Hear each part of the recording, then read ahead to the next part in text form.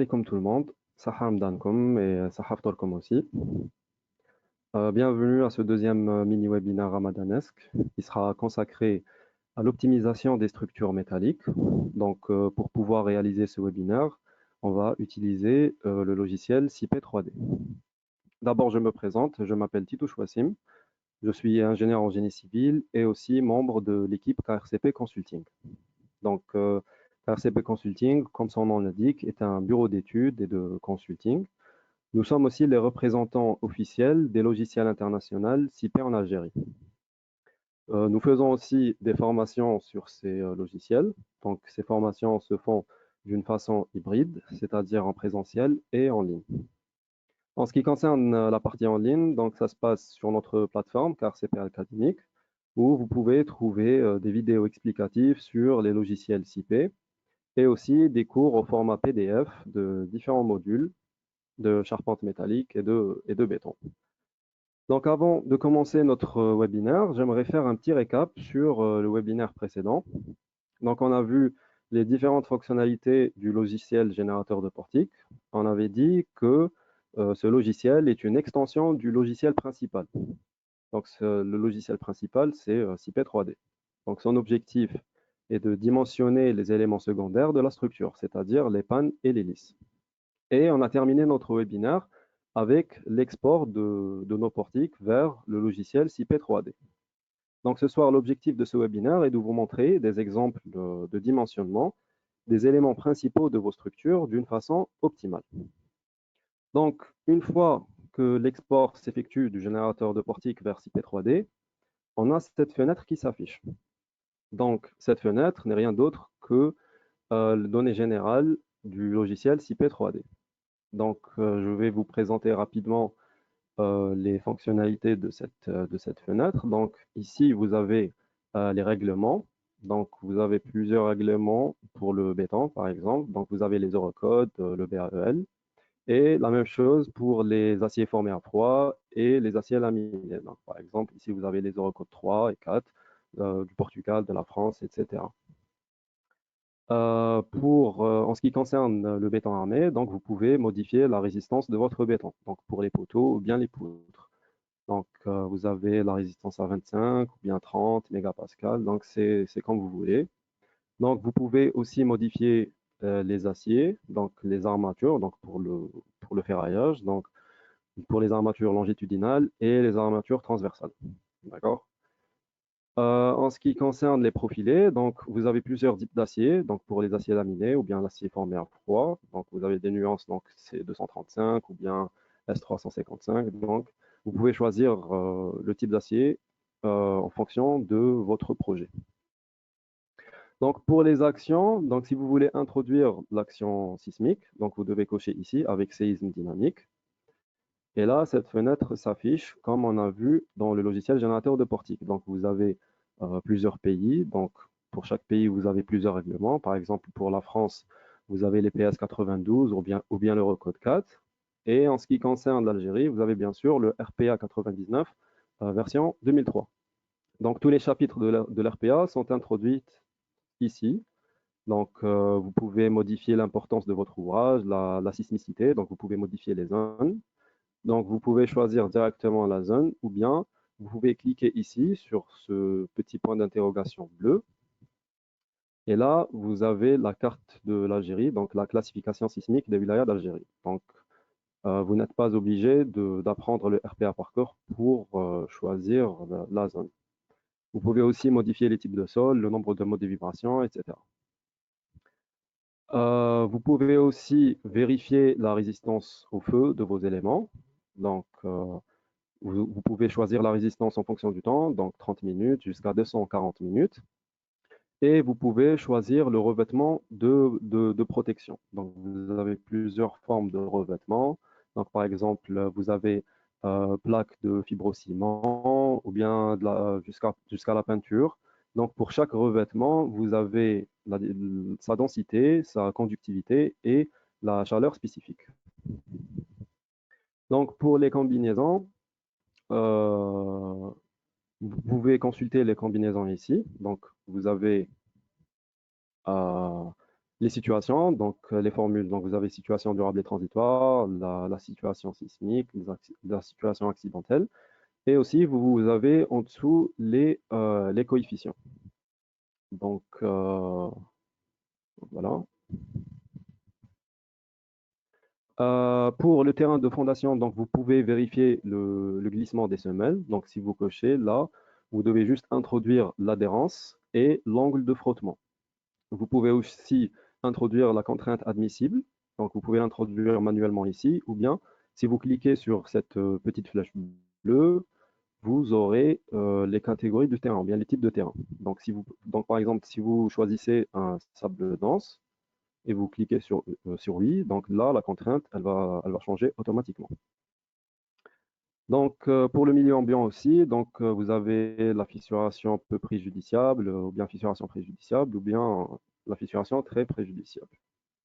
Donc, une fois que vous terminez la configuration de vos données générales, vous cliquez sur accepter et vous passez vers la modélisation de votre structure.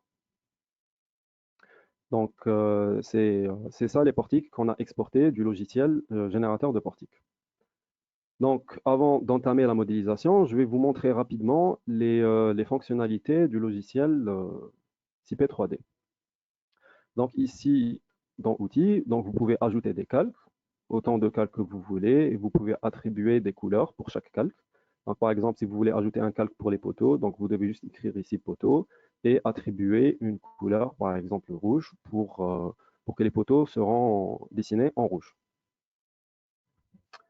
Donc, vous avez aussi, vous pouvez déplacer des éléments, les copier ou bien copier d'une façon symétrique. D'accord? Donc, pour les nœuds, vous pouvez introduire des nœuds, vous pouvez les déplacer ou bien les effacer. Et vous pouvez aussi modifier les liaisons intérieures et extérieures. Donc, on va voir ça dans pas longtemps. Donc, en ce qui concerne les barres, donc vous pouvez introduire de nouvelles barres, les effacer, ou bien vous pouvez les décrire. Donc, vous pouvez les grouper aussi, ou bien créer des articulations aux extrémités. Pour les plaques, donc vous pouvez introduire des plaques et les déplacer aussi, les effacer. Vous pouvez modifier leur section. Vous pouvez modifier les liaisons intérieures et extérieures des plaques. Et pour les charges, donc vous pouvez introduire tout type de charges, c'est-à-dire les charges sur les barres, les charges sur les nœuds ou bien les charges sur les plaques. Et vous pouvez les consulter, donc vous pouvez les voir. Et pour les assemblages, donc on va voir ça dans le prochain webinaire, Inch'Allah. Donc il sera consacré ou bien il sera dédié uniquement aux assemblages. Donc, pour commencer la modélisation, vous devez savoir que ce que vous êtes en train de voir maintenant, c'est juste un schéma. C'est-à-dire les éléments, les barres, elles ne sont pas encore décrites. Donc, en premier lieu, vous devez décrire les barres. Donc, pour décrire les barres, vous avez deux options. Soit vous partez vers l'onglet barres et vous sélectionnez décrire, ou bien vous pouvez utiliser les raccourcis qui sont ici. Donc, ici, il y a décrire. Donc, on va décrire par exemple cette barre. Donc, pour la sélectionner, vous faites un clic gauche. Et pour valider la sélection, vous mettez un clic droit. Donc, vous avez plusieurs types de matériaux. Donc, vous avez de l'acier, des PRS, des aciers formés à froid, du béton, de l'aluminium. Et vous avez plusieurs types de profilés. Donc, ici, vous pouvez introduire des profilés. Donc, vous avez une bibliothèque riche. Et vous pouvez sélectionner des profilés et les introduire. Donc, par exemple, pour les barres, on va choisir des HEA 300. Donc, voilà. Donc, pour gagner du temps, vous devez grouper les barres. Donc, pour grouper les barres, donc vous allez vers barres et sélectionner grouper. Donc là, vous allez grouper par exemple tous les poteaux et vous faites un clic droit donc pour confirmer la sélection. Et vous faites la même chose ici. Et là, pour décrire les poteaux, vous devez juste sélectionner décrire et choisir une seule barre. Et là, toutes les barres seront sélectionnées. Donc, comme vous voyez, là, les barres sont automatiquement décrites en HEA 300. Donc, pour décrire les barres ici, vous sélectionnez la barre et vous faites un clic droit. Et par exemple, on va choisir des IPE 220, par exemple. Donc, voilà. Donc, vous pouvez aussi créer des nouvelles barres. Donc, vous cliquez sur Nouvelle ou bien vous partez sur Barre et vous sélectionnez Nouvelle. et vous allez choisir le type de profilé. Donc, par exemple, pour les butants, on va choisir un IPE 120 et on va les modéliser. Donc, voilà.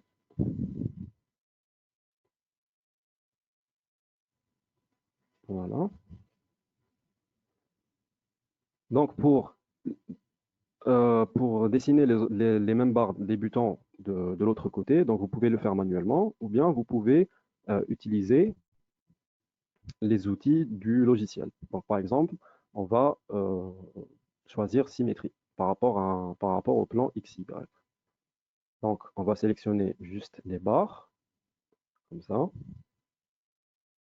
et on fait un clic droit et on va choisir notre plan. Donc, ça va être de là jusque là. Voilà, et là, les barres, elles sont modélisées de l'autre côté. Donc ici, on va par exemple lancer le calcul pour voir si les barres qu'on a sélectionnées, elles sont vérifiées ou pas. Donc, on va faire calcul et on fait calculer. Donc ici, vous avez trois types de dimensionnement. Donc le premier, c'est vérification des profilés. C'est-à-dire que là, c'est l'ingénieur qui va choisir le type de profilé et il va juste demander au logiciel de vérifier si les profilés qu'il a choisis sont vérifiés ou pas. Donc, la deuxième option, c'est dimensionnement rapide des profilés. Donc, ici, si les profilés ne sont pas vérifiés, le logiciel, il va juste augmenter la section des profilés. Et la troisième option, c'est dimensionnement optimal des profilés, c'est-à-dire que si ça ne passe pas, le logiciel, il va redimensionner les barres, mais d'une façon optimale. Donc, cette option va prendre un peu plus de temps parce il va faire plusieurs itérations et pour chaque barre, il va essayer de vérifier par rapport aux autres éléments. Donc, dans notre cas, on va choisir vérification des profils d'une façon manuelle. Donc, on va les dimensionner manuellement. Donc, le logiciel lance le calcul, il nous donne un rapport final de calcul et on choisit ici vérifier les éléments. D'accord? Donc, là, comme vous voyez, les barres sont en rouge. Donc, si c'est en rouge, ça veut dire que ça passe pas. Et si c'est en vert, ça veut dire que ça passe. Donc, si vous cliquez par exemple sur cette barre, là, vous voyez que, par exemple, le HEA 300 qu'on a sélectionné, le taux de travail, il est à 145%. Donc, on peut choisir un HEA 450 ou bien on peut opter vers d'autres solutions.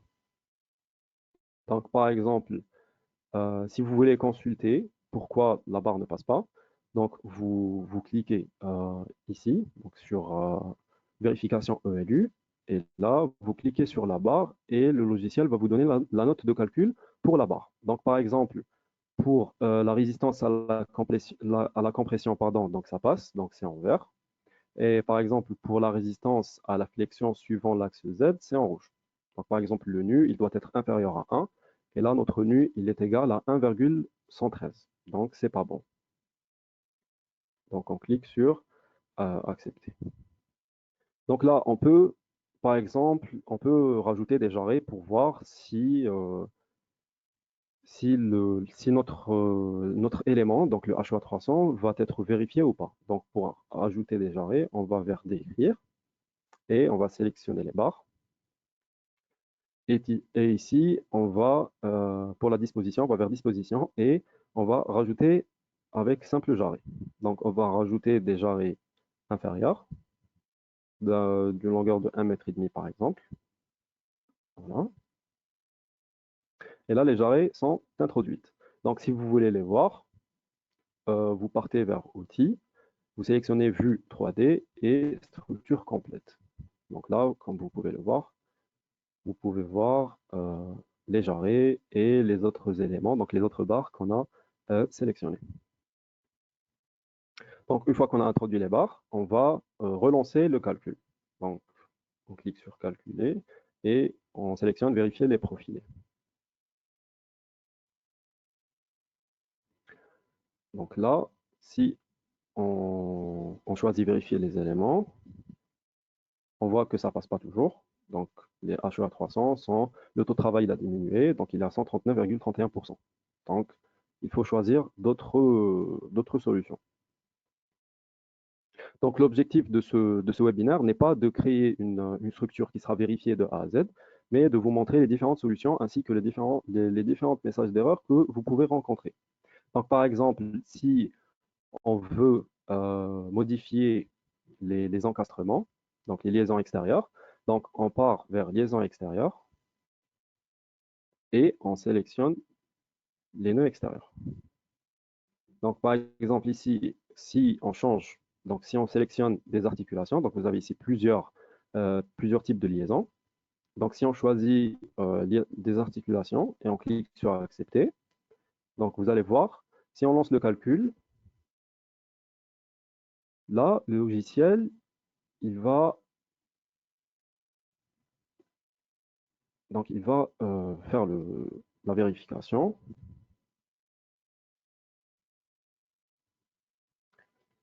Et par exemple, ici, vous avez le HEA 320 qui est vérifié. Alors qu'avant, c'était limité à HEA 450. Donc, on peut choisir par exemple le HEA 320. Donc, voilà. Donc, les barres sont en vert. Donc, si vous voulez, par exemple, diminuer la section des semelles, des fondations, donc vous partez vers fondation, ici en bas à gauche, si vous ne voyez pas mon curseur. Et là, vous allez faire générer les semelles et poutres. Donc, le logiciel, il va générer les semelles automatiquement, ainsi que leurs poutres. Donc, voilà. Et on va lancer le dimensionnement. Donc, il y a trois types de dimensionnement. Donc, dimensionnement rapide complet, dimensionnement rapide avec dimension minimale. Donc, il va essayer de faire un dimensionnement optimal ou bien un dimensionnement itératif. Donc, pour notre exemple, on va choisir un dimensionnement rapide et complet. Donc, voilà. Donc, voilà, par exemple, la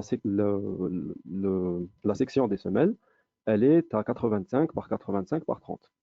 Donc, par exemple, si on change et on va les mettre comme des encastrements, donc on va rechanger. Voilà. Par exemple, on va mettre encastrement et on relance le calcul.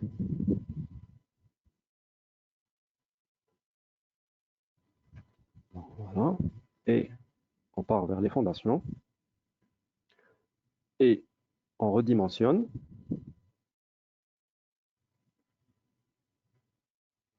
Donc voilà, les semelles, la section, ou bien la surface de la semelle, elle est à 345 par 345 par 80. Donc si vous voulez diminuer, donc on va sélectionner juste quelques poteaux pour voir la différence. Donc, ici, donc on va sélectionner par exemple ces quatre poteaux et on va les mettre par articulation et on lance le calcul.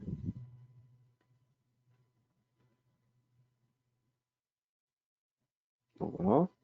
Et on part vers les fondations et on redimensionne. Donc vous allez voir que la section des semelles, elle a changé. Donc voilà. Donc, regardez, donc elle était à 365, donc elle est devenue 265 par 265 par 60. Donc on peut, pardon,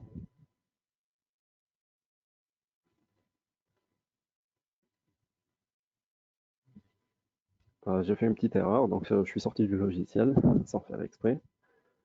Donc on va relancer le logiciel et on va continuer notre travail.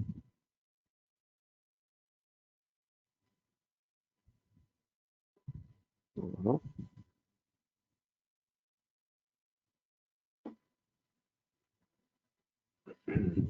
Donc voilà.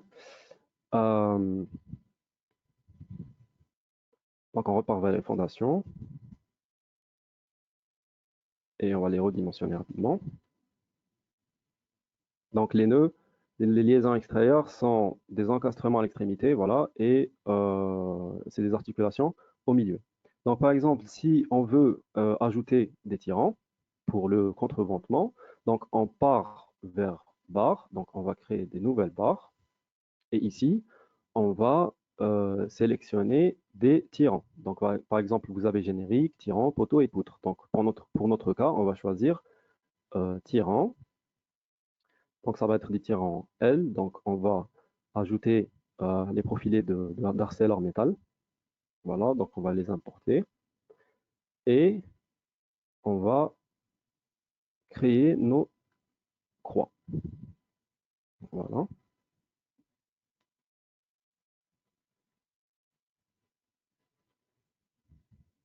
Voilà.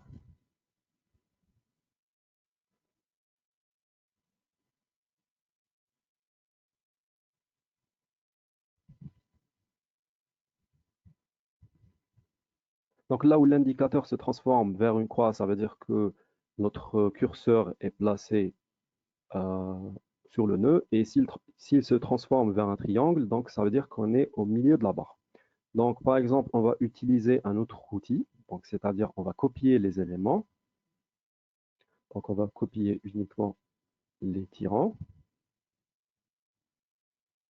et les mettre de l'autre côté de notre hangar. Voilà. Donc on va les copier de ce nœud vers ce nœud-là. Voilà. Donc ici, par exemple, si on lance le calcul, le logiciel il va nous afficher cette erreur. Donc, par exemple, le cadre contreventé n'est pas complètement introduit. Donc, par exemple, pour régler cette erreur, il faut introduire des cadres, euh, il faut cadrer les tirants. Donc, pour les cadrer, il faut créer des barres. Donc, par exemple, on va choisir des barres, des IPE, par exemple, 120. Voilà. Et on va les créer. Voilà.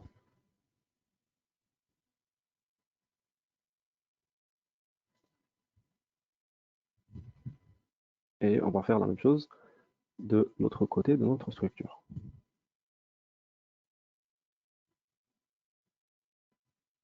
Voilà. Voilà. Et là, normalement, cette erreur le message d'erreur ne va pas s'afficher. Donc, on lance la vérification.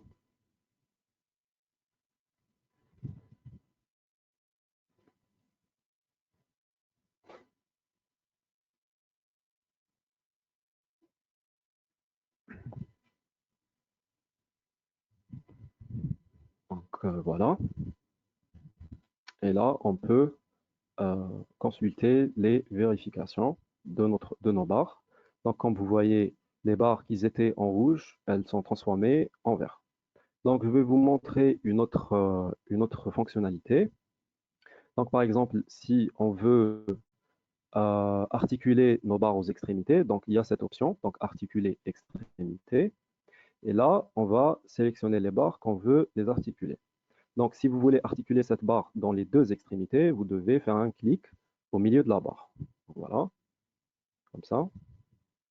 Donc, comme vous voyez, donc ici, il n'y a pas les articulations, mais si on fait un clic gauche, les articulations vont s'afficher. Voilà. Et on va faire la même chose de l'autre côté. Voilà. Donc, on peut créer un mécanisme, donc, comme vous allez le voir tout de suite. Donc, on va changer les liaisons extérieures vers des articulations. Donc, on va changer sélectionner toutes les liaisons extérieures et les rendre des articulations. Et si on lance le calcul, donc normalement, il y a un message d'erreur qui va s'afficher pour nous dire que la structure, elle est astatique.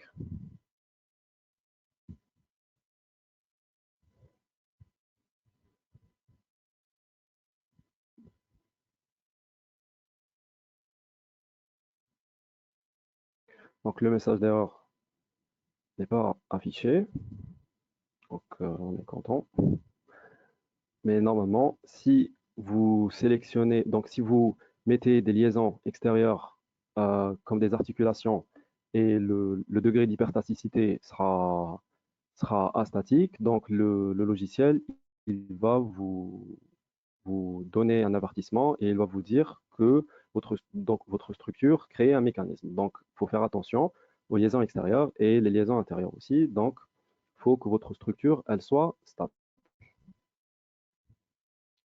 Donc, euh, donc voilà.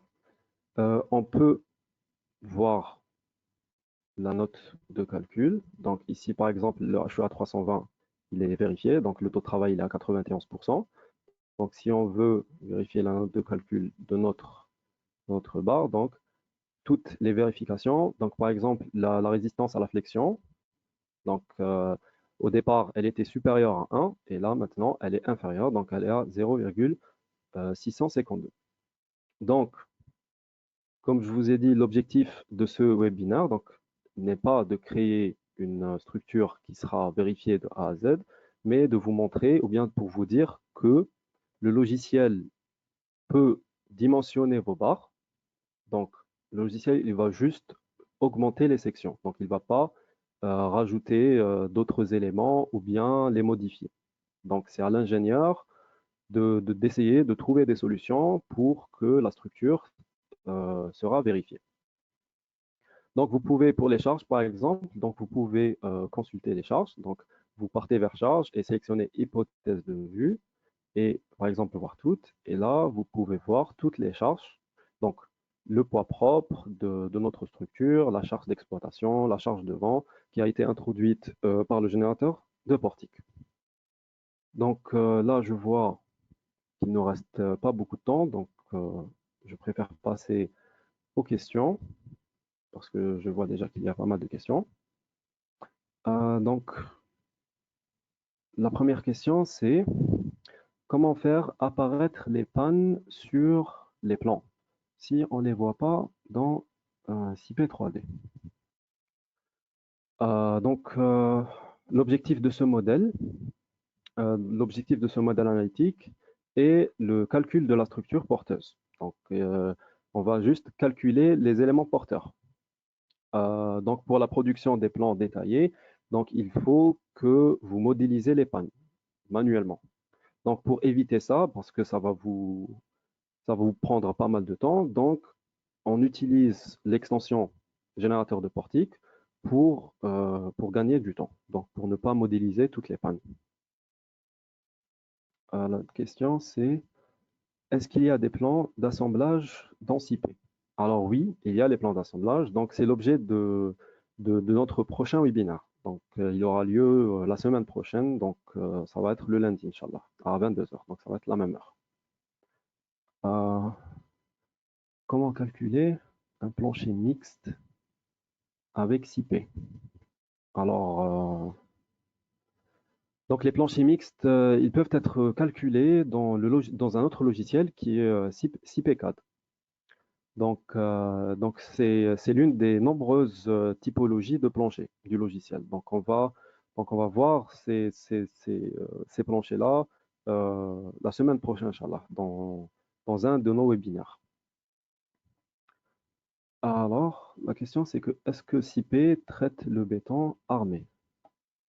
Et note de calcul mur de soutènement. Merci.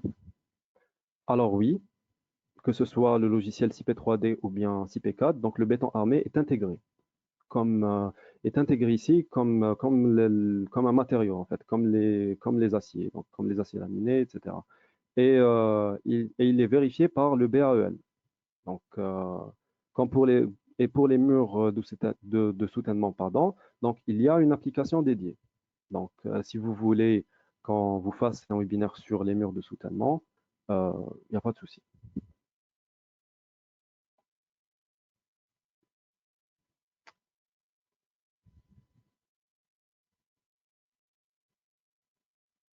Donc, que faut-il faire pour les mécanismes? Donc, par exemple, quand on a vu pour les croix, donc le logiciel, il vous donne c'est quoi le problème. Par exemple, pour les croix, il nous a dit qu'elles ne sont pas cadrées. Donc la solution, par exemple, c'est de cadrer, donc c'est de créer des barres pour cadrer les croix de Saint-André. Voilà. Et pour le mécanisme, par exemple, pour les lésions extérieures, donc si votre structure elle est astatique ou bien hypostatique, donc faut changer ou bien faut modifier les liaisons extérieures. Donc vous devez, donc votre H en fait, H-3, il doit être égal à 0. Donc c'est ça l'objectif. Donc c'est ça la solution pour le message d'erreur des mécanismes.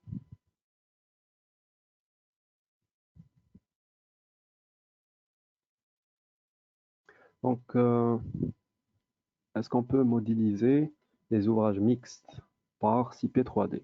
Bah, oui, on peut. Donc, on peut modéliser des planchers mixtes, les poteaux et les poutres mixtes aussi.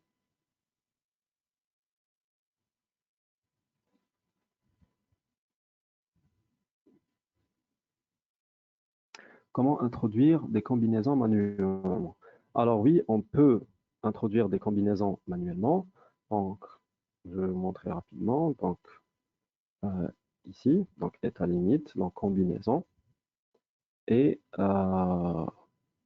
ici, donc, c'est configurer combinaison pour chaque état limite. Donc, par exemple, pour l'acier laminé, donc vous sélectionnez acier laminé.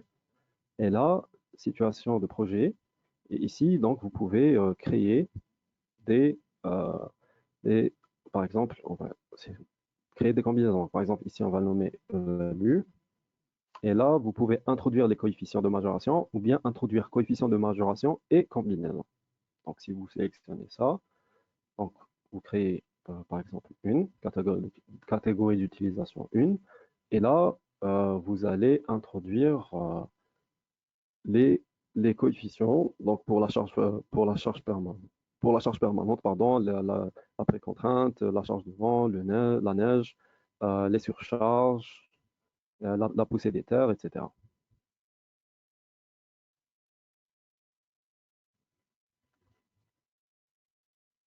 Est-ce que CP calcule les semelles filantes? Alors oui, il calcule les semelles filantes, que ce soit dans le logiciel CP3D ou bien dans le logiciel CP4.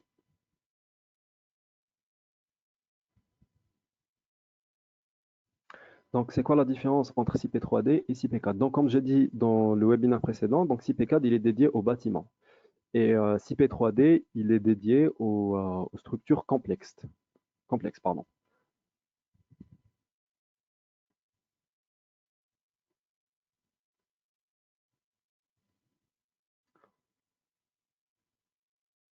Donc, sur quoi on se base pour créer une articulation ou encastrement au niveau des poteaux? Alors, tout dépend de votre conception. Donc, par exemple, si vous avez des constructions à côté de votre projet et vous voulez réduire la section de votre semelle, par exemple, donc tout ce que vous avez à faire, c'est de enlever le moment. Donc, vous allez enlever l'encastrement ou bien changer l'encastrement et le rendre une articulation. Donc, comme on a vu tout à l'heure, quand on a changé l'encastrement, la section et on l'a rendu une articulation, donc la section de la semelle, elle a été réduite.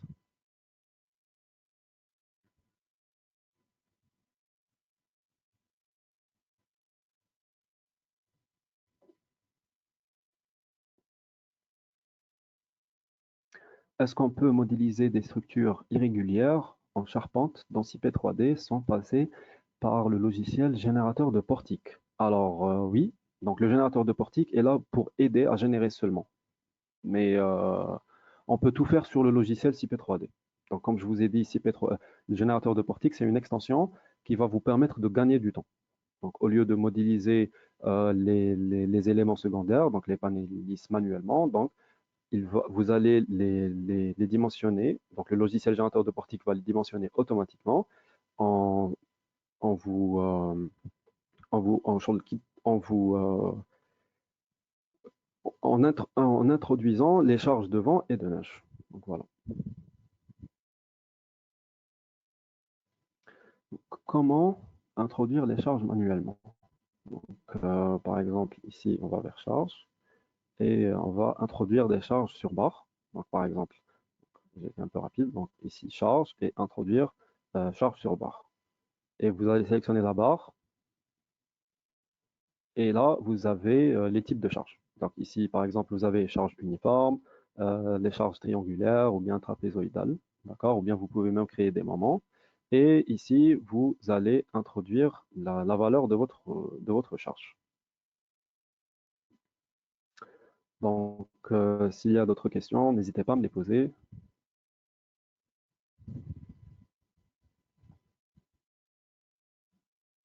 Donc, je pense qu'il n'y a pas d'autres questions. Donc, je vous remercie pour votre présence. J'espère que ce deuxième mini-webinaire, il a été utile pour vous.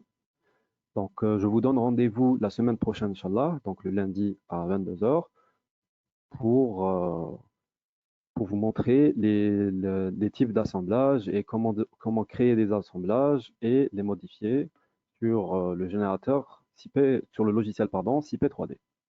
Donc, je vous remercie pour votre présence et je vous dis Saha Salkom et bonne soirée.